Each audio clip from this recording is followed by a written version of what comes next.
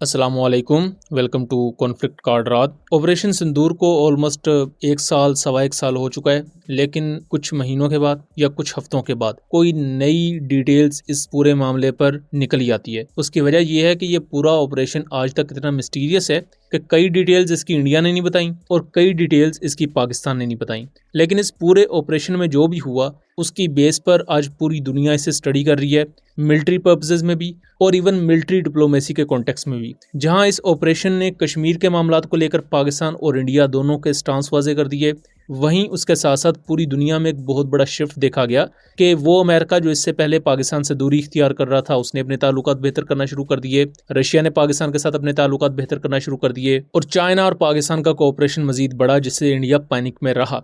अब अभी तक आपने इंडिया का एक बहुत बड़ा नैरेटिव ये देखा होगा कि पाकिस्तान इंडिया की किसी एयरबेस को हिट नहीं कर पाया। इंडिया ऑफिशियली इस चीज़ को क्लेम करता है और किसी एक इंडियन एयरबेस पर कोई छोटा सा नुकसान भी नहीं हुआ।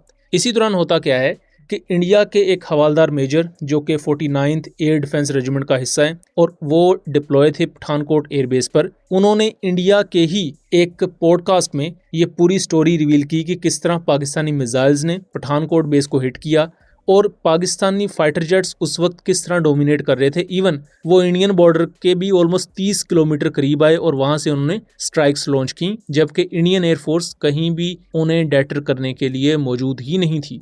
और उसके बाद उतना क्लियर था कि हमारे एयरक्राफ्ट कोई भी उड़ नहीं रहे हैं। कुछ भी दिखता है तो समझ लेना कि एनिमी का है, आप फायर करो सीधा।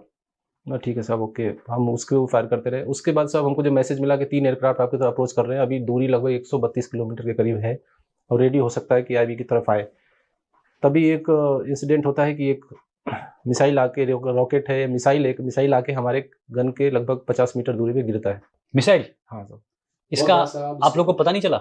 नहीं, मिसाइल क्या है साहब, छोटा मिसाइल है। दूसरा चीज स्पीड इतना है, एक लाइट सी दिखती है बस, और एक लाइट दिखी, हल्का इंगेज भी नहीं हो पाता। रडार भी ये था कि देखना कुछ दिखा गया, बस इतने में आके वो गिर जाता है। उसके बाद नुकसान नहीं होता कोई, छोटा इम्पैक्ट था। कितना दूर बताया आपने? 50 मीटर?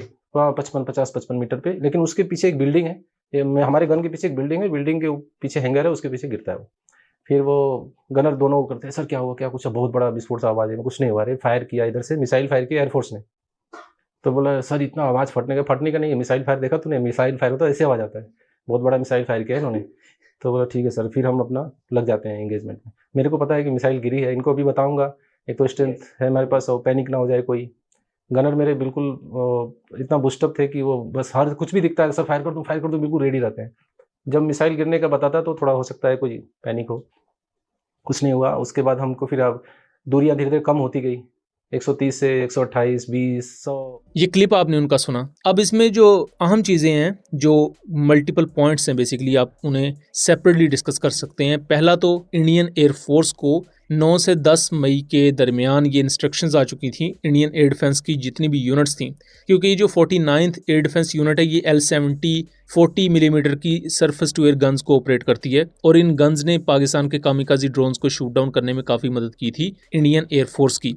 तो इनको ये ऑर्डर दिया जाता है कि इस वक्त हवा में कोई भी इंडियन एयरफोर्स का एयरक्राफ्ट नहीं उड़ा, क्योंकि इंडियन एयरफोर्स ने अपने तमाम जो एयरक्राफ्ट थे वो ग्राउंड कर दिए थे। चूंकि 7 मई को ही इंडिया के 8 एयरक्राफ्ट शूट डाउन हो चुके थे, इंडियन एयरफोर्स कॉन्फिडेंट नहीं थी कि वो अपने एयरक्राफ्ट को दोबारा से उड़ाए और मजीद नुकसान वो बर्दाश्त करें। इस वजह से क्लियर ऑर्डर्स ये दे दिए गए और खुद ये एक सर्विंग ऑफिसर ये बात कर रहा है, NCO basically, but serving military personnel ये कंफर्म कर रहा है कि ऑफिशियल ऑर्डर्स थे कि हवा में जो भी चीज़ उड़ रही है वो पाकिस्तान की है, चाहे वो मिसाइल हो, चाहे वो फाइटर जेट हो, चाहे वो ड्रोन हो, क्योंकि इंडिया ना तो जवाबी कार्रवाई उस वक्त कर पा रहा था पाकिस्तान के इलेक्ट्रॉनिक वॉरफेयर सिस्टम की वजह से, और अपनी एयरफोर्स को वो डिप्लॉय ही नहीं कर रहे थे बिकॉज एयरफोर्स ऑलरेडी नुकसान बहुत ज़्यादा बर्दाश्त कर चुकी थी। यहाँ से आपको ये चीज़ खुद एक सर्विंग ऑफिशियल बता रहा है कि ऑफिशियली इंडियन एयरफोर्स खुद भी ये मान चुकी थी कि इंडियन एयरफोर्स का कोई भी एयरक्राफ्ट हवा में नहीं है, हवा में जो चीज़ नज़र आ रही है वो पाकिस्तान एयरफोर्स की है।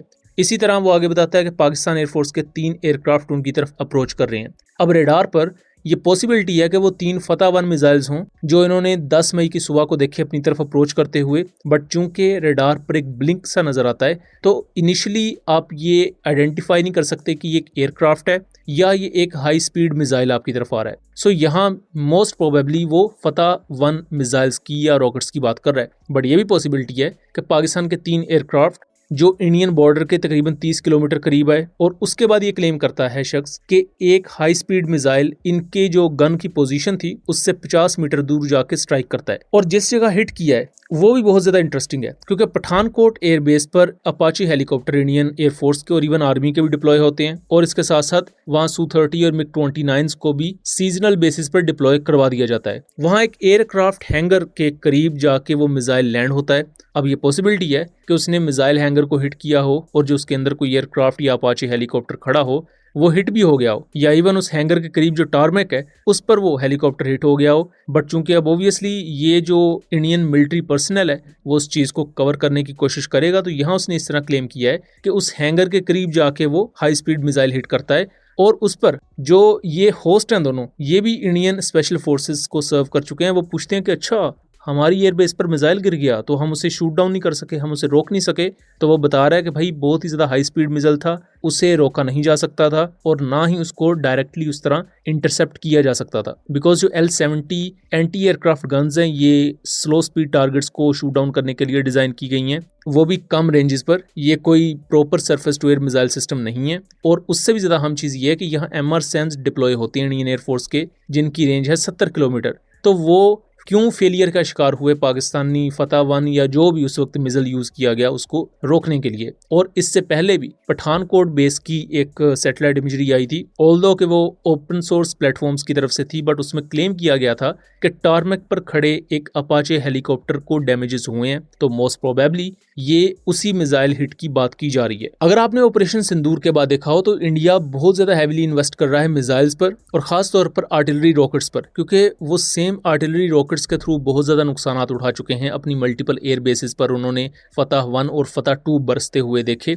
और कहीं ना कहीं वो इस चीज़ को मानना तो नहीं चाहते, लेकिन सेम वही स्ट्रेटजीज कॉपी करने की नाकाम कोशिश भी करते हुए नजर आते हैं। ये तमाम चीज़ें बताने का मकसद ये नहीं होता कि बार बार उस चीज़ को रिपीट किया जाए कि 8 एयरक्राफ्ट शूट डाउन किए या इंडिया की बेसिस को हिट किया गया, लेकिन इस पर नई नई डेवलपमेंट्स आ रही होती हैं। अब जैसे कि ये इंडियन मिलिट्री ऑफिशियल जो सर्विंग ऑफिशियल है वो जो नई चीज़ें बता रहा है ये इससे पहले नहीं थी, तो इसलिए इनको एनालाइज करने का मेन मकसद ये रहता है कि ये चीज़ें ऑन रिकॉर्ड हों और इन चीज़ों को लोगों तक पहुंचाया जाए, ताकि जो पब्लिक है उससे सच्चाई का पता चल सके, और जो झूठा नैरेटिव क्रिएट किया जाता है अपनी इनविंसिबिलिटी का, उसका भंडा भी उनके सामने खुल जाए। सो दोस्तों, ये था एक एनालिसिस। उम्मीद करता हूँ चीज़ें क्लियर रही होंगी। वीडियो पसंद आई हो तो इसे ज़्यादा से ज़्यादा शेयर कीजिएगा, ताकि इस तरह की मज़ीद इन्फॉर्मेटिव वीडियोस हम आपके लिए लेकर आ सकें। मिलेंगे अगली वीडियो में, तब तक के लिए अल्लाह हाफिज़।